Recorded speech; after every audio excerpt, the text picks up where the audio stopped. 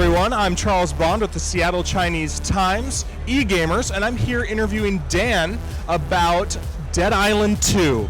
So, Dan, coming off of Yager, coming off of doing SpecOps The Line, how was this game different than the previous titles?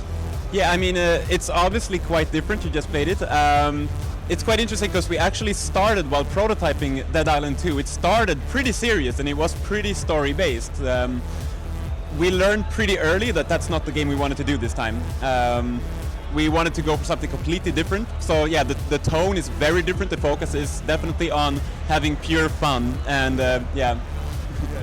That's something that really strikes me, because the first game, I liked it a lot, but it felt like it's trying to do both, kind of like right. the serious, and then this one just comes out and it's just like, you're here to kill zombies. You're not here to be a dark story or anything. You're here to have fun. You're here to just enjoy your time. Absolutely. Like we have these moments while prototyping the game, for example. That's one of the things when we learned that this is what we wanted to do, when it was actually in a team review, so everyone was watching it.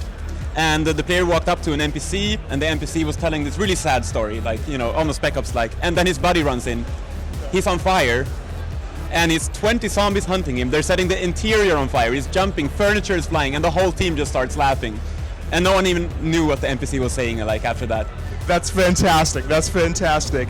So, what's something besides the overall tone that is different? Like, what's something that, because you're a different studio than the first Dead Island, what's something that you guys brought to the table besides just the change of tone? Like, was there new mechanics? Is there new kind of stuff that you thought needed to be improved from the first one that you think you can do better? Sure. I mean, we are in a luxurious position of kind of being able to approach the game as fans, right? Because Dead Island 1 is something we played it in the office. You know, it's the kind of game where you just go to your buddy, hey, you want to play some co-op? So we have this unique chance to really look at it and say, okay, so what would we do with it? So I mean, the first thing that we realized we wanted to do when we realized what the tone we were going for was, for example, you know, we wanted 8-player co-op. Doubling that, you know. That's really cool, 8-player co-op. Ooh, I'm gonna have to find a couple more friends to play this with me.